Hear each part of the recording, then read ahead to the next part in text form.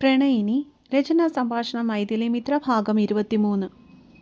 ശരീരം മൊത്തം ചതഞ്ഞു പറഞ്ഞതുകൊണ്ട് സഹിക്കാൻ പറ്റാത്ത വേദനയാണ്.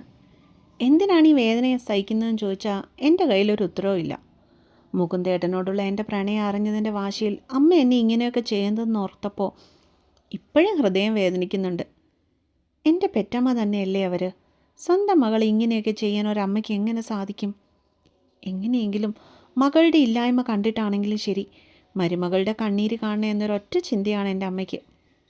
ശരിക്കും പറഞ്ഞാൽ ജന്മം തന്നു പോയതല്ലേ എന്നൊരൊറ്റ കാരണം കൊണ്ടാണ് ഇന്നലത്തേത് അവരുടെ കാട്ടിക്കൂട്ടലുകൾ മുഴുവനും ഞാൻ നിന്ന് കൊണ്ടത്.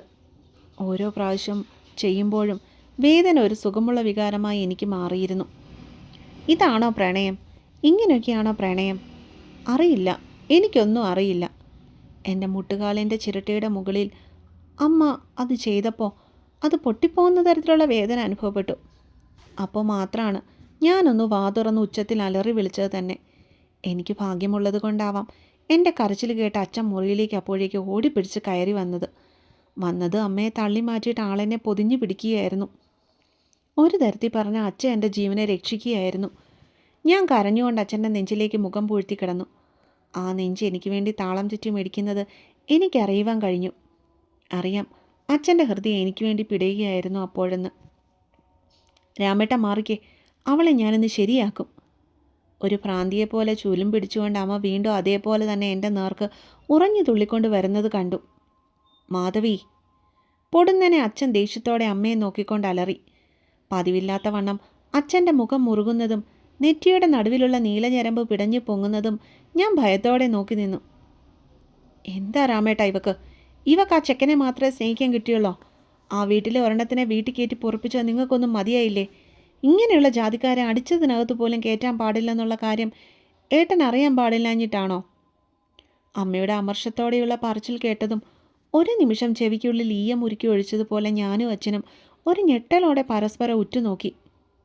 അമ്മ ഇങ്ങനെയൊക്കെ ചിന്തിക്കുന്ന ആളായിരുന്നോ? ജാതിയും തൊട്ടുകൂടായ്മയൊക്കെ മനസ്സിൽ വെച്ചുകൊണ്ട് പെരുമാറുന്ന ആളായിരുന്നോ എൻ്റെ അമ്മ?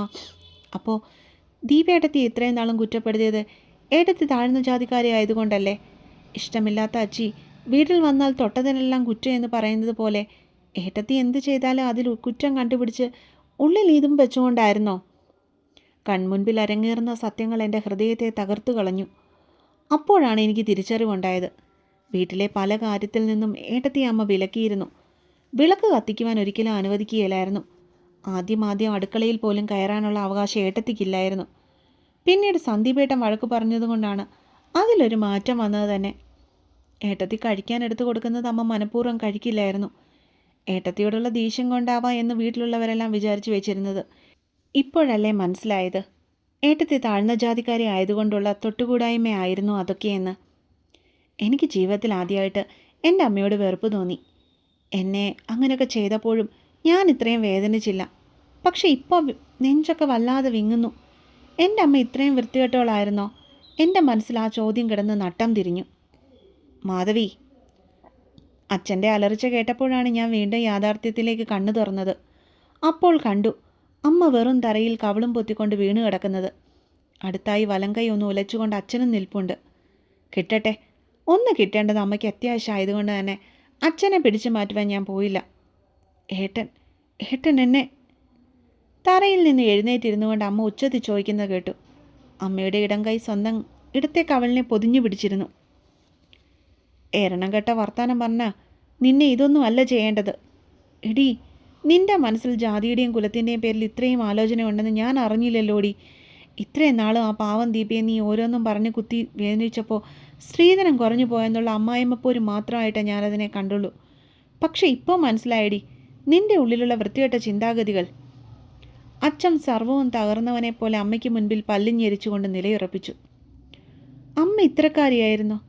നിങ്ങൾ എൻ്റെ അമ്മയാണെന്ന് പറയാൻ പോലെ എനിക്കിപ്പോൾ വെറുപ്പ് തോന്നുന്നു. ഞാൻ അവരെ പുച്ഛിച്ചുകൊണ്ട് മുഖം ചുളുക്കി. എൻ്റെ ശരീരവേദനകൾ പോലും ഞാൻ ആ നിമിഷം മറന്നുപോയിരുന്നു. ഞാൻ എന്ത് തെറ്റ് എന്നാണ് നിങ്ങൾ അപ്പനും മാളും കൂടി പറയുന്നേ? കുടി കിടക്കണ കണ്ടവരെ എല്ലാം കൂടെ വീട്ടിലെ കസേരയിൽ ഇരുത്തി സൽക്കരിക്കണമെന്നായിരുന്നോ നിങ്ങളുടെ ഉദ്ദേശം? എങ്കിൽ ആ ഉദ്ദേശം നടക്കത്തില്ല. ഞാൻ ജീവിച്ചിരിക്കുമ്പോൾ ഒട്ടും നടക്കത്തില്ല. നടക്കാൻ ഞാൻ സമ്മതിക്കത്തില്ല. ഒരു ഭ്രാന്തിയെപ്പോലെ കിടന്നിടത്ത് തന്നെ കിടന്നുകൊണ്ട് വീണ്ടും വീണ്ടും പുലമ്പിയതും അച്ഛനമ്മയുടെ കവിളിൽ വീണ്ടും ഒന്ന് കഴിഞ്ഞിരുന്നു. അമ്മ നിലതെറ്റി തറയിലേക്ക് വീണുപോയി. നിന്നോട് ഓരോ കാര്യത്തിനും ഞാൻ ഒരുപാട് വട്ടം ക്ഷമിച്ചിട്ടുണ്ട്. അതൊക്കെ നീ എന്തെങ്കിലും നന്നാവുന്ന പ്രതീക്ഷയുള്ളതുകൊണ്ട് മാത്രമായിരുന്നു. പക്ഷെ ഇപ്പോൾ മനസ്സിലായി നീ ഒരിക്കലും നന്നാവില്ലെന്ന്. ശരിക്കും പറഞ്ഞാൽ നിന്നെ ഇവിടെ നിറക്കി വിടേണ്ട സമയം കഴിഞ്ഞിരിക്കുക. പക്ഷെ ഞാനത് ചെയ്യാത്തതേ നിന്നെ പേടിച്ചിട്ടോ അതോ നിന്നോടുള്ള ഇഷ്ടക്കൂടുതൽ കൊണ്ടോ ആണെന്ന് നീ വിചാരിക്കരുത്. ആ കഴുത്തിൽ ഞാൻ കെട്ടിയ ഒരു താലിയില്ലേ, അതൊന്നുകൊണ്ട് മാത്രം ഇപ്പോഴും നീ എൻ്റെ വീട്ടിൽ ഇങ്ങനെ നിൽക്കുന്നത്. ഇനി ഇത്തരത്തിലുള്ളൊരു ക്ഷമ എന്നിൽ നിന്നും നീ ഒരിക്കലും പ്രതീക്ഷിക്കരുത് മാധവി. ചിലപ്പോൾ ഞാൻ വല്ല കടുങ്കയും ചെയ്തു പോവും എൻ്റെ മക്കൾക്ക് വേണ്ടി.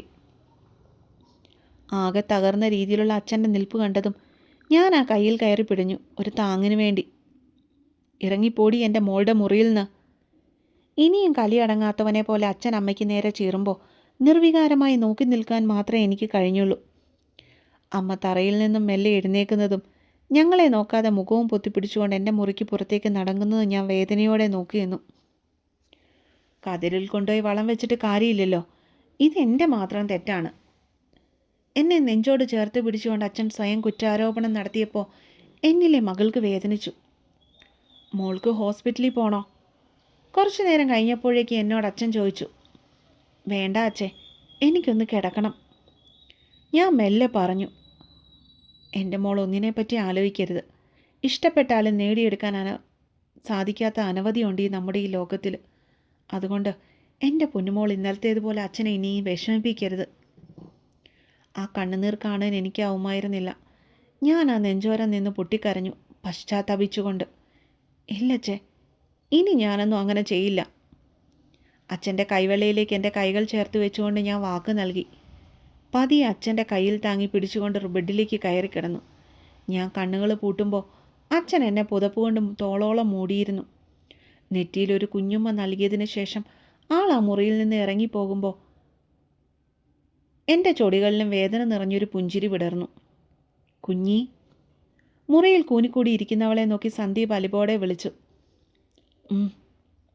ജനലോരത്ത് നിന്നുകൊണ്ട് തന്നെ അവൾ സഹോദരനെ മൂളിക്കേട്ടു.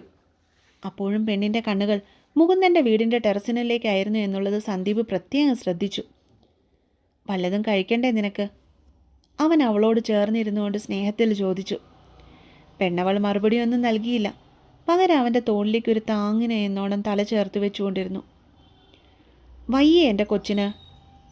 അവൻ അവളുടെ അവസ്ഥ കണ്ട് സങ്കടം സഹിക്കാൻ കഴിഞ്ഞില്ല. ആകെപ്പാടെ കൂനിപ്പിടിച്ച് തളർന്നാണ് ഇരിപ്പ്. നെറ്റിയിലും കവളിലും എല്ലാം ചതവ് കൊണ്ടുള്ള നീര് കൊണ്ട് കയറിയിട്ടുണ്ട്. ചുണ്ടുകൾ വരണ്ട് കണ്ടടത്തിന് ചുറ്റും കറുപ്പ് ബാധിച്ച് ആകെപ്പാടെ നിസ്സംഗതയോടെയുള്ളൊരു മുഖം. ചുരിദാറിൻ്റെ കൈയുടെ ബാക്കി പുറത്തു നിന്നും കാണുന്ന ഭാഗത്തും നീളത്തിൽ കിടന്ന ചുവന്ന പാടുകൾ അവളുടെ ശരീരത്തിൻ്റെ വെളുത്ത നിറത്തിൽ കൂടുതൽ എടുത്തു കാണിക്കപ്പെട്ടു. കുഴപ്പമൊന്നുമില്ല ഏട്ടാ. അവൻ അവളുടെ തോളിൽ അങ്ങനെ ചാഞ്ഞിരുന്നു കൊണ്ട് തന്നെ ഉത്തരം നൽകി. കുഞ്ഞി, ഏട്ടന് നിന്നോടൊരൂട്ടം പറയാനുണ്ട്. മുഖപുരയോടെ സന്ദീപ് പറഞ്ഞു. അവൾ അതിനുള്ള മറുപടി ഒന്നും നൽകിയില്ല. പകരം ഏട്ടൻ്റെ മുഖത്തേക്കൊന്ന് നോക്കി. ഏട്ടൻ എന്താണ് പറയാൻ പോകുന്നതെന്ന് അറിയാമായിരുന്നതിനാൽ തന്നെ പ്രത്യേകിച്ച് വലിയ അത്ഭുതമൊന്നും തോന്നിയില്ല. കിട്ടാത്ത സ്നേഹത്തിന് പുറകെ എത്ര കാലം നിനക്ക് പോകാൻ പറ്റും? എന്നോടുള്ള ആദ്യത്തെ ചോദ്യം അതായിരുന്നു.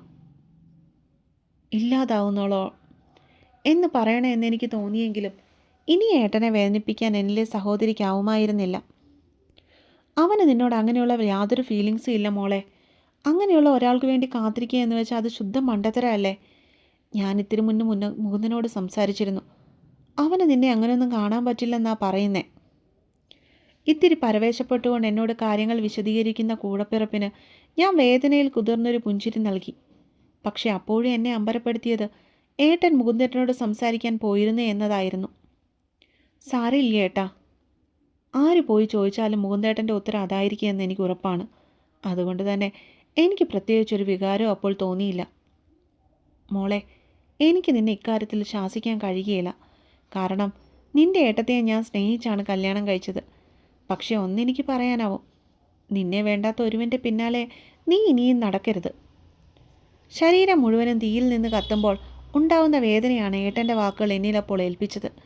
ഞാൻ മറുപടിയൊന്നും നൽകാതെ നിറ കണ്ണുകളോടെ ആ നെഞ്ചോരം ചാരിക്കിടന്നു. മുകുന്ദനോളം നല്ലൊരു ചെക്കനെ എനിക്ക് കണ്ടുപിടിച്ചു തരുവാൻ എനിക്കോ നമ്മുടെ അച്ഛന് ഇപ്പോഴും കഴിയുകയില്ല. പക്ഷെ അവൻ്റെ സമ്മതമില്ലാതെ ഞങ്ങൾ എങ്ങനെയാണ് മോളെ അതിന് നിർബന്ധിക്കുക? ഏട്ടൻ്റെ നിസ്സഹായാവസ്ഥ എനിക്ക് മനസ്സിലായിരുന്നു. വേണ്ട കുഞ്ഞി, അതിനെ നമുക്ക് വേണ്ട. അവനെ മറക്കണമെന്നൊന്നും ഞാൻ പറയില്ല. പക്ഷേ അവനെ മാത്രം ഓർത്തുകൊണ്ട് നടക്കാതെ ഇടയ്ക്കൊക്കെ ഞങ്ങളെ കൂടി ഓർക്കണമെന്നൊരു അപേക്ഷ മാത്രമേ ഉള്ളൂ ഈ ഏട്ടന് നിന്നോട്. സന്ദീപേട്ടൻ്റെ ഒച്ച അപ്പോഴേക്കും ചിലമ്പിച്ചിരുന്നു. എനിക്കത് സഹിക്കാൻ കഴിഞ്ഞില്ല. ഞാൻ ഏട്ടൻ്റെ നെഞ്ചിൽ കിടന്ന് വിതുമ്പിക്കരഞ്ഞു. നിന്നെ കാണാനില്ലെന്ന വിവരം അറിഞ്ഞപ്പോൾ ഞങ്ങളിവിടെ എങ്ങനെ ഇരുന്നെന്ന് നിനക്കറിയോ കുഞ്ഞി? നിന്നെ കിട്ടുമ്പോൾ വരെ ഞങ്ങൾ അനുഭവിച്ച വേദനയും സങ്കടവും നിനക്ക് പറഞ്ഞാൽ മനസ്സിലാവില്ലടി. നേരാത്ത നേർച്ചകളില്ല, വഴിപാടുകളില്ല. കുറ്റബോധത്തിൻ്റെ ചുഴിയിലേക്ക് എന്നെ വലിച്ചിടുവാൻ ഏട്ടൻ്റെ വാക്കുകൾക്ക് മാത്രം മതിയായിരുന്നു എനിക്ക്. പ്രണയം മാത്രമാണ് ജീവിതം എന്ന് കരുതിയ നിൻ്റെ ജീവിതത്തിൽ എനിക്ക് അച്ഛനോ ഒന്നും ഒരു സ്ഥാനവും ഇല്ലേ മോളെ? അത് ചോദിക്കുമ്പോൾ സന്ദീപ് കരഞ്ഞു പോയിരുന്നു. പകപ്പോടെ അതിലുപരി അന്താളിപ്പോടെ ഞാൻ സന്ദീപേട്ടനിൽ നിന്ന് അകന്നു മാറിയിരുന്നു കൊണ്ട് ആ മുഖത്തേക്ക് ദയനീയമായി നോക്കി. അപ്പോൾ കാത്തിരിക്കുക കേട്ടോ.